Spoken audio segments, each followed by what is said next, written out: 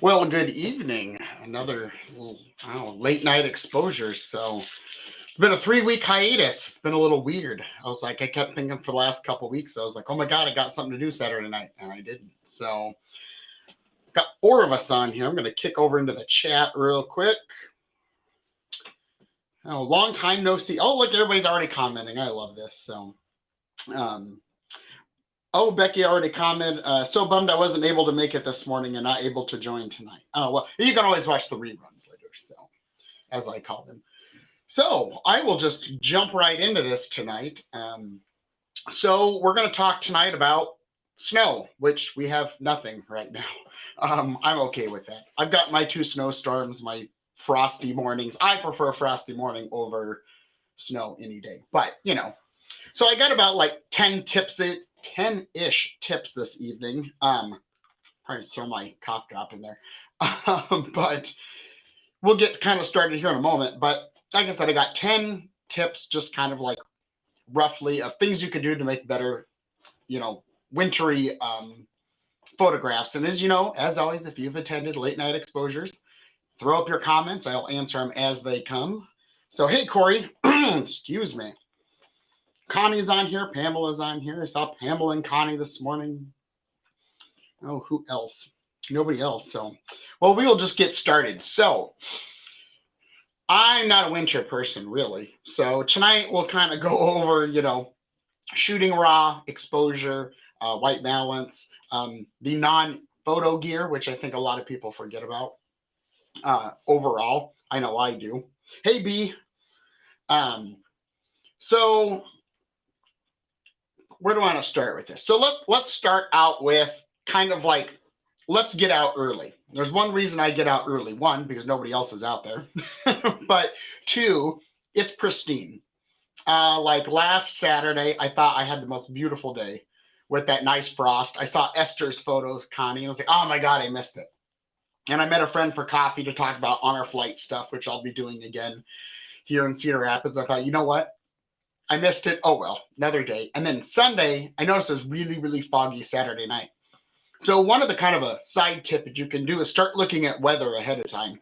I noticed it was super foggy, and I checked temperature. It was going to be, like 20-ish degrees overnight. So that should tell me I should have some freezing fog. So I kind of kept an eye on it. I got up right at, I don't know, 5:36 like I do every morning. And I kind of went out and looked, and we got two trees that are in our front yard, and they were just covered in frost. So I knew it was good to go. So I ate breakfast and then got out and just kind of like hit the road. So I kind of have some ideas usually where I'll go for a lot of my shots. That day we went around is like 60, 70-ish miles, 70 miles we went. I actually dragged my wife along for once. That never happens. But I went out early because one, I try to get up because once that sun gets up, especially with that frost, about that, depending on the weather, that 9:45, 10 a.m., it kind of starts to spit and fall. We got it till about 10:30, almost 11 last Sunday, but it was pretty cloudy. So when you get out, even with that snow photos or frost, everything is super pristine. So it kind of gives you that really nice, nice polished look to your images. Hey, Megan, and hello, Paul. So I get out early. One, I don't have to fight lots of traffic, but you got to be careful because Sunday was slicker than snot. I was going towards Mount Vernon, and I was like, ooh, I barely tapped the brakes, and we did a little sliding. So freezing fog is never fun to drive in, but I think it gives some pretty cool photos in general. The other thing I like with the freezing fog or frost in general is I like to look for a lot of detail shots. So it's Iowa. We have barbed wire galore. So I have some shots where, you got the frost right, real big, nice, like long little points of frost along that barbed wire. I mean, it's caked to the trees. So, I mean, I think a lot of us think about shooting wide or shooting a telephoto shot and bringing everything in really close, but it's detail shots. I think we forget a lot to do detail shots of just anything. Fall leaves. We forget to do detail shots. We just want to grab that grand vista at 20 millimeters or whatever. But, that's one reason I get out in the morning. It's a lot easier to kind of get around, go out, find what I'm looking for. And the earlier I get out, I don't feel so rushed, because if I don't get out till 8, 9 o'clock, that gives me maybe a good solid hour, hour and a half, if that. So I hit the road about, I don't know, it was about a little after 7. We got around where sun started, coming up over, and it was super cloudy that morning, obviously, because it was foggy. So I was hoping for some like really nice backlit, which, that was my last one, but let's talk about it. Having, that sun backlighting things. Now that causes two problems. One, it's kind of hard with exposure, but it just backlights everything. Everything just glows. Or if you get side light from the sun coming across something, all those little snow crystals kind of just start to pop and shimmer. They look like little glitter or almost like diamonds. So what was it? I don't know. Within the last 45 days, we had the snow. I went out and it was okay, but I started photographing all the snow drifts and trying to do abstract stuff in the road ditches. Then I kind of go out to those flat planed areas where you get a lot of the blowing snow and things start to whip around. So again, it's a detail shot, or I was using the 70 to 200 2.8 for that up close, kind of real tight shot, trying to find layers and little things like that. So I like to get out when it's pristine. Those backlight. We don't shoot a lot in backlight either. Everybody wants like front lit, and I think front lit gets a little flat. So when you light something from the side where that's artificial light, like a flash or even the sun, natural light, it makes things pop. You'll start to pick up more texture. Any suggestions going from a warm car? Yes, Milo will talk about that. Excuse me. Yes, so suggestions going from a warm car to a cold, to cold without lens fogging up. Good question, Chris, and thank you for joining. So that's something that one's a little hard because you're in the warm car and obviously you're going to get out and it's going to fog right up. Not always. I try to keep my temp in the truck a little cooler. I like to be really warm. I hate being cold. So I've got literally my heat cranked up to 90 sometimes, blasting. But I try to keep, sometimes what I'll do too is I put my camera in the back seat of the truck, sitting in my case, and it's a little cooler back there. So when I do get it out, I try not to put my camera anywhere in the vehicle where it gets like direct heat. The other thing too is if you're going to go out, a good point that you made, Chris, about going out where you get fog and kind of, like fogging up on your lenses. One thing that's nice is if you have a filter on it, that filter is going to fog up, and you can take the filter off and they'll probably be fine. The lens may fog up, but not usually. The other thing too is if you're going, like, let's say you were out all day long in the snow shooting, and your camera's going to get really cold, obviously. Obviously, the colder it gets, the colder your gear is going to get. All our gear has, if you look in your manuals or look it up online, all cameras have a plus 100 or negative degrees that it actually is supposed to operate in. But the problem you have, so you take a really cold camera inside, is you get fogging and then condensation on the outside, but there's that chance of getting condensation on the inside, and moisture and electrical boards aren't good. So I know some people have done the trick where you put it inside a Ziploc bag. So you've got that air captured in there, and then you bring it into the house, and over several hours, you let it slowly rise. And as it slowly rises with the heat and warms up, it should be fine. Or you can throw it really cold in your camera bag, or like my Nanook roller case, I can throw it in there, lock it up, bring it down here to the office, and it's good to go. So the other thing is if you're going to be out where it's like snowing, most people's cameras are going to be like, for the most part, if you have like a full frame, for sure, it's going to be weather sealed. So if you get, condensation or wetness or, taking a camera out from the warm vehicle to little spit and snow, you're going to get a little water droplets on there when the snow melts. I try to keep it clean and wipe it off. I mean, again, is my camera, lens, battery grip, all that sealed against moisture? Yes. Am I going to like test it? No, I don't need to. So I like to do that if it's an emergency kind of situation. So it's one of those things is just make sure you're taking things gradually up to temp when you go from super cold into a vehicle. I wouldn't go from super cold, walk right in, because you will just get it. I've had that before. I step out, I've been outside for 45 minutes to an hour hiking. All that stuff's in there. Bring it inside to the truck, and instantly everything is just wet feeling. It's damp. It's because of condensation. So let's kind of talk about, being out in the cold. That's a good question because it leads into power. So our cameras obviously run off power. I know Paul and I were talking today about mirrorless at Coffee and Clicks, and one of my big complaints is it sucks battery.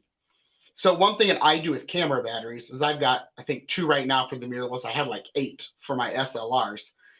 But what I do is I don't keep, I've got a little pouch that goes on my hip from a Think Tank that holds 2 batteries. You can get one that holds 4. But when I'm out in the winter, I have a Carhartt jacket I wear. I have an inside pocket. I put all my batteries in my inside pocket. So it keeps them against your body, keeps them warm.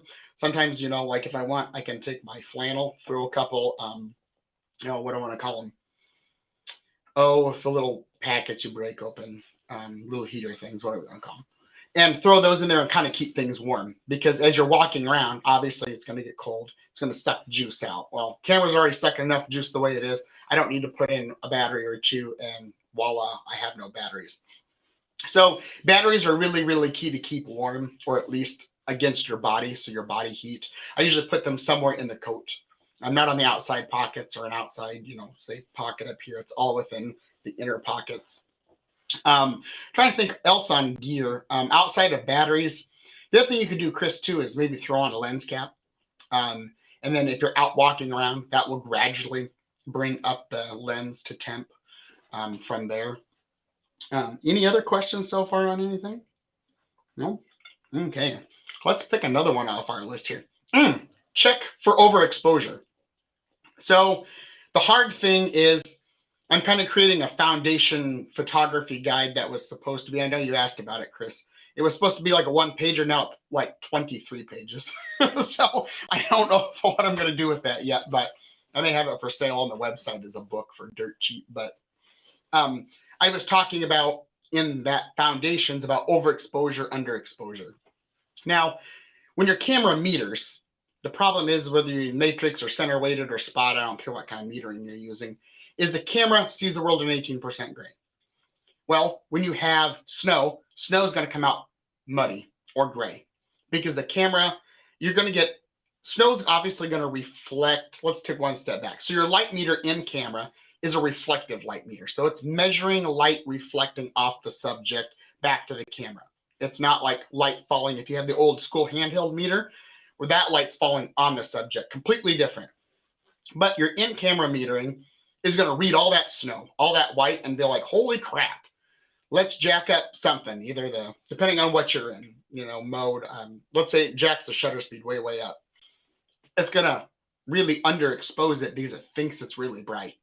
So I like to, you can shoot in any mode if you want, and you can use exposure compensation. So if you're in shutter priority, and let's say you're using a 200 millimeter lens, and rule of thumb is you should double your shutter speed greater than the focal length of your lens. Or you should use a shutter speed greater than the focal length of your lens. I like to double it, so go 200 millimeters, double it to 400. Let's say you set your ISO aperture, it's a little underexposed. That snow's muddy gray.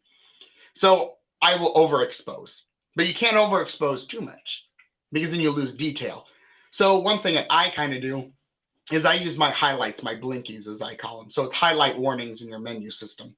And what that does is, I can photograph whatever I'm shooting and look at it and say, oh, it's pretty white, but if I got the little black things flashing at me, that is telling me, hey, these parts of the photo are overexposed. They're going to be too bright. You've lost detail. There's nothing there.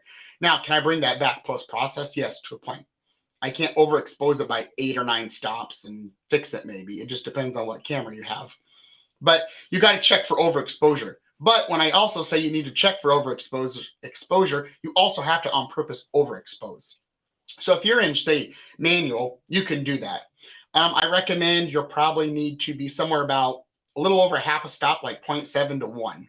Now, when I was out Sunday, I was kind of pushing that a little over to like 1.5 stops brighter. And then checking my little blinkies or my highlight warnings just to make sure, I don't want to go in and like have to go in and post-process the crap out of things. So I don't want to have to go in and bump my whites up and bump my exposure up and all that good stuff. So I'm really trying to get the exposure in camera with snow or frost or whatever I'm photographing that's white as close as I can.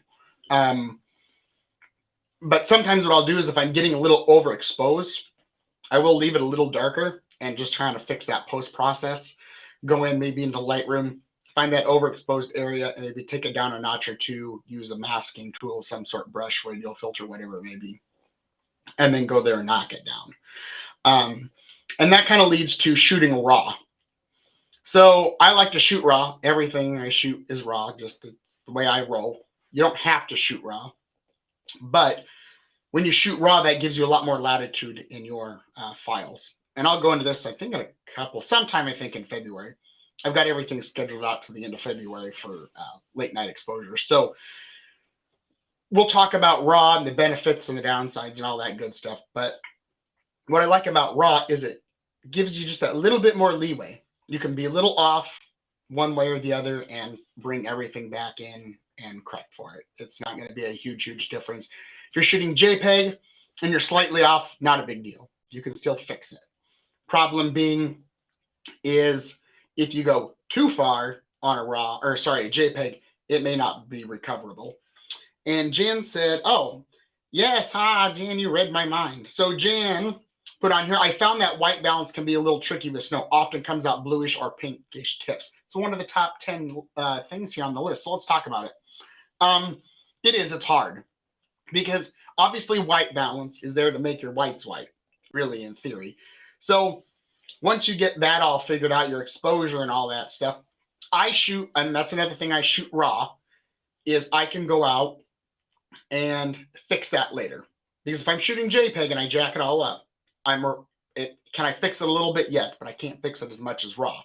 So in post-process, whether it's Photoshop or Lightroom, if my camera has 9 presets for white balance, I can go in once I have that raw file pulled into Lightroom, and I can literally go in and select any one of those 9. One thing that you can do is, I wrote it down somewhere here, you can set white balance manually. What I would try to do is if you have some type of white balance tool, like an Expo disc. Expo discs are super nice. The only drawback to those is they usually fit the lens. And usually I would just get the biggest one, like an 82, and you can hold it over your lens. And all it does is you go in and set your custom white balance setting. You point it to the subject that the light's reflecting off of. And I know on the Nikon, you hold it down until it flashes. Click a picture, it'll come up and say good or no good. If it's no good, you got to redo it again. If you come back and get good, you're good to go. And they work really well. You can also use I've got in my, my case is all way back there locked up. ProMaster made I don't know if they make them anymore, but they had 3 little cards on a lanyard. One was 18% gray for a gray card, so I could meter exposure off a gray card. But there was also a white one in there for white balance, so I could shoot the photo of that and correct for it. You can try to go into post-process, like say Lightroom or Photoshop, and select maybe around 6,500K is what a lot of people say. And then you may have to tweak from there. I had some luck is if you're photographing things with old decrepit fence posts in Iowa, they seem to be really close to gray because there's no color. They're all dried out.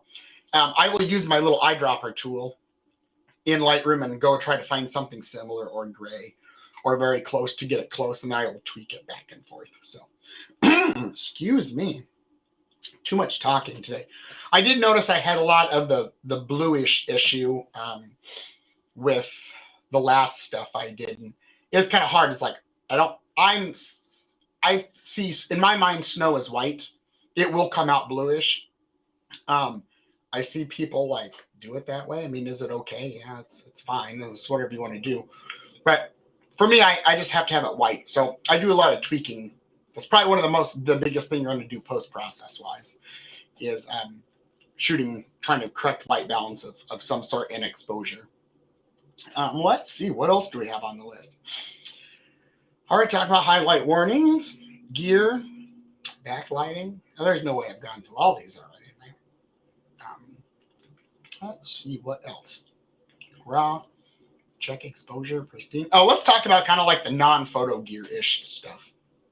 So if ProMaster makes a set of, well, I'll take a step back. It's cold. Simple as that, cold.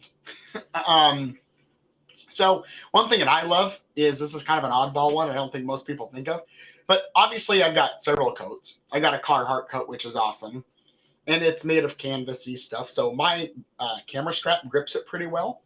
But I have a winter Columbia coat that's got the silver lining on the inside. It's supposed to reflect my body heat and keep you warm.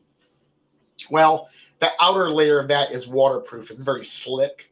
So I like to have on all my camera straps, I don't care what it is, I make sure I have a rubber gripper on the inside of that. So when I got up on my shoulder, I'm kind of weird. I run my strap on the edge of my shoulder, not like way up here unless I'm hiking.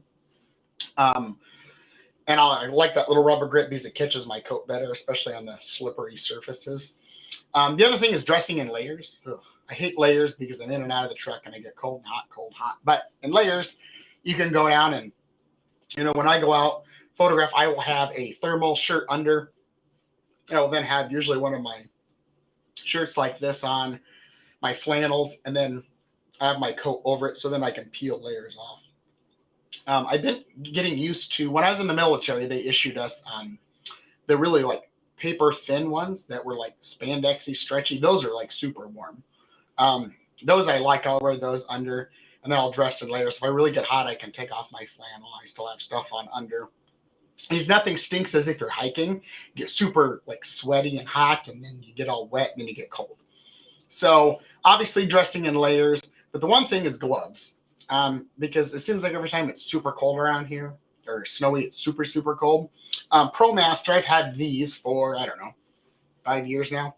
What I like about these is they look like a regular glove, but what's super nice is the finger peels back and the thumb peels back, so I can control all my camera stuff. They make a couple of versions of these.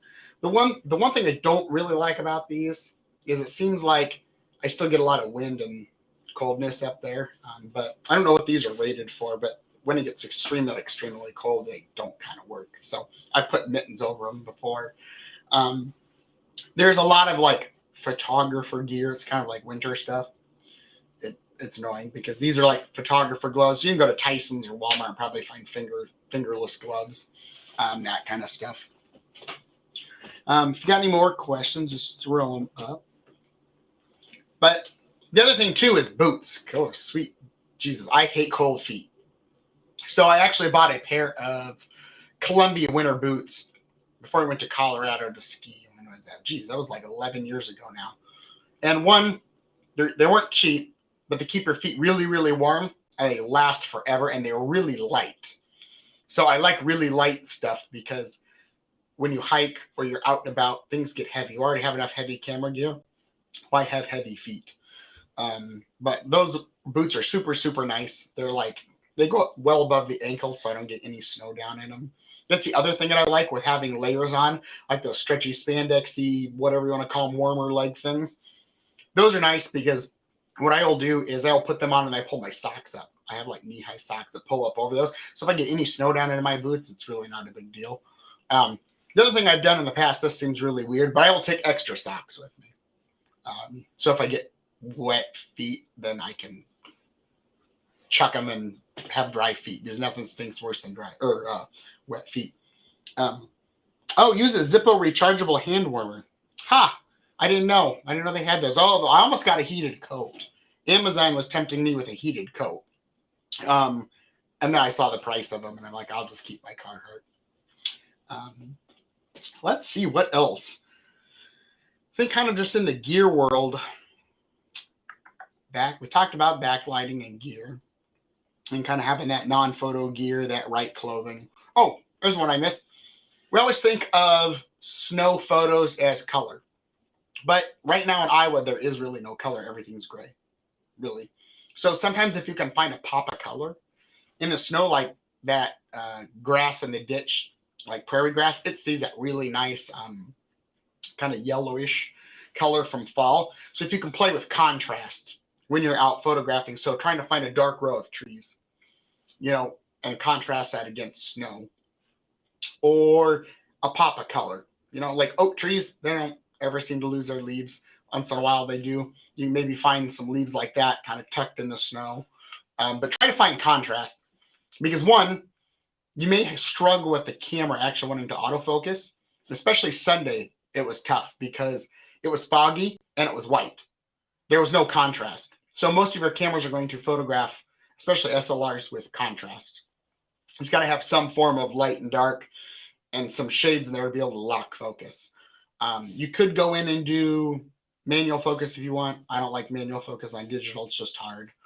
But finding that pop of color or going out, finding contrast, like I was in search for a red barn, man. So Pamela showed me a beautiful shot she did of a couple red barns and a farm. You know, when you can find that pop of color, it's going to draw your eye into the scene. And what I love about Pamela's photo this morning she showed me was it was like 3 little groups of buildings here and 2 or 3 over here. It was very balanced. So for that image, I could, you know, the pop of red drew me in and you could go through the photo. So trying to find color, even if it's, you know, a blue truck out in the snow or something, or an old truck where you got contrast, rustiness, whatever it may be. Was it last year down by Solon, I photographed a Farmall tractor. It was for sale sitting out in the snow. Obviously, I got contrast red and white. So some to just bring something more interesting. But the other thing we kind of forget about is black and white. So I did actually a picture last Sunday of some pine trees in front of a farm, and I cropped it really like panoramic. I don't know if I'm going to post it. I love it. Don't like it. It's probably one that's going to sit on the computer for 6 months, and you'll see me post it in the middle of July. But when I looked at it, it was really hard to tell if it was color because everything was so muted and dark. But going into black and white, it can give it a different look, especially if you have a lot of contrast with like dark trees, white snow, or frost. It's going to all kind of make it mesh together. Oh, Mary Lynn, you got a heated coat. Everyone needs one of those, especially in Iowa. So let's see what else on here. I think that is all my stuff. Oh, we're like 27 minutes in. Let's start throwing me some questions as I think of some other stuff. Any other questions that anybody's got? It comes up. I'm trying to think of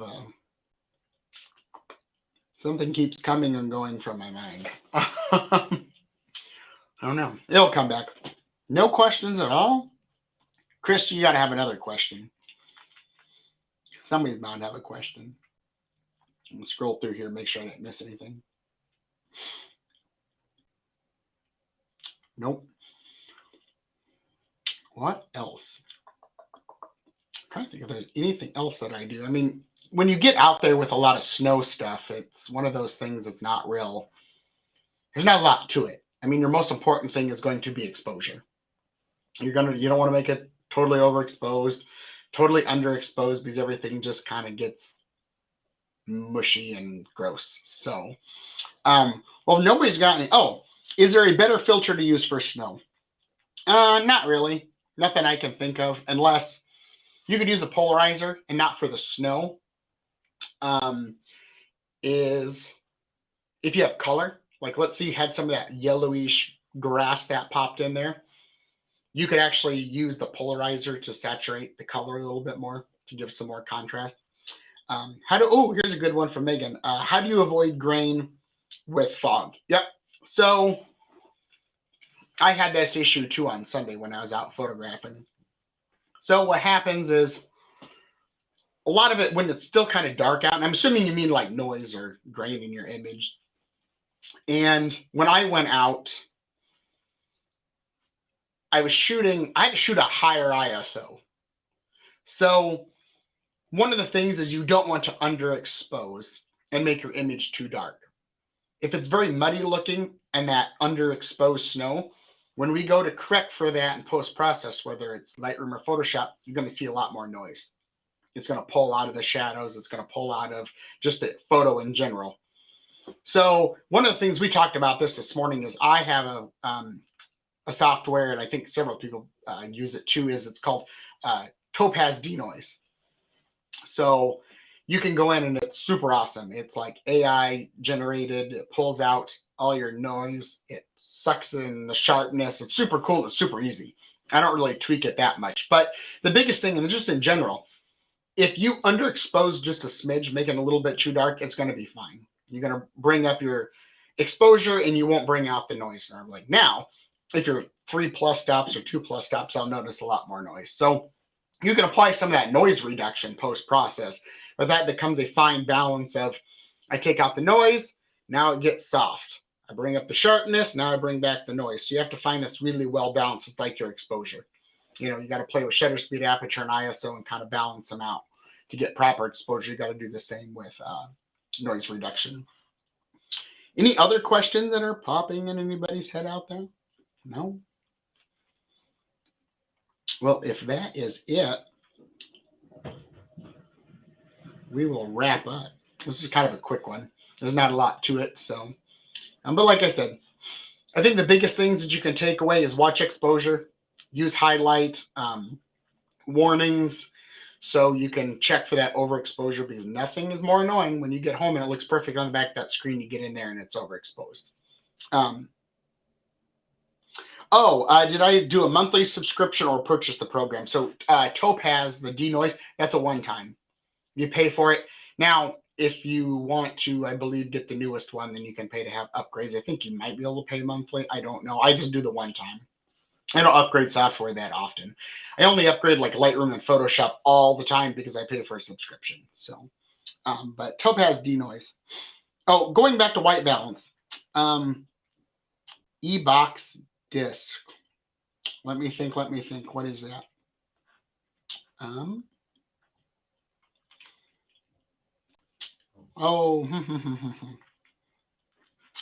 Trying to decipher.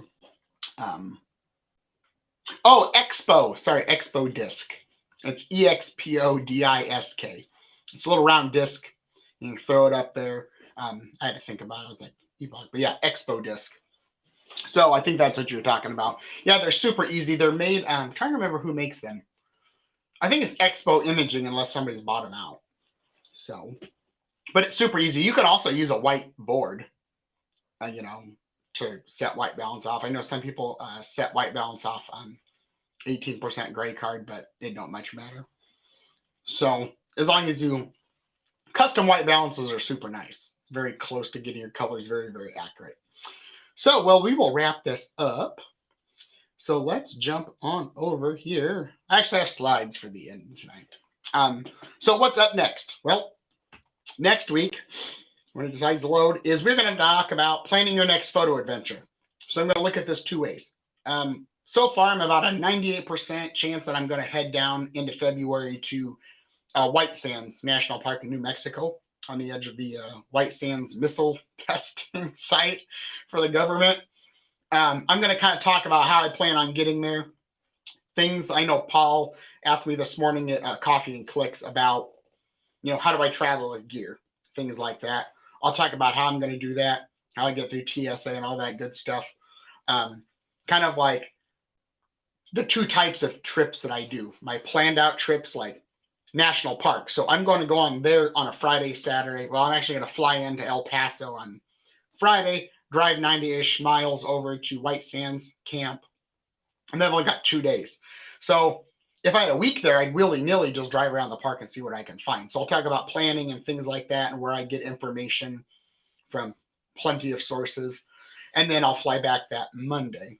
So I've only got a couple of days, so I'll talk about that. And then I'll also kind of talk about when I just go out willy-nilly, like I'm bored in the office, like last Sunday for snow. I'll talk about what I do there, and there's not much planning involved there. So we'll talk about that. If you go out to my Facebook page, or if you go over to YouTube, YouTube is super nice. There's a live tab on my Justin Tedford photography page for YouTube. If you haven't subscribed to that, because it does and then click the little bell thing so you get reminders of things post. I plan on doing a lot more video content this year, so I want to paste some videos up there. But all these will be there later. I'll talk about that in a minute. But I got everything scheduled out till the end of February for these late night exposures. So in no particular order, We'll talk about planning your photo trips. Macro, I think, is the end of February. We'll talk about raw. I think next week is going to be sharing your images, different ways you can share, print, whatever. I also got in there bringing the art back in fine art. So what is fine art photography? How do you do it kind of thing? Things like that. So, but next week, two things. Next week is, wow, I can't spell. There's too many N's in planning your next photo adventure. I just noticed that. But next week, it's going to be Friday night. So Friday night, not Saturday.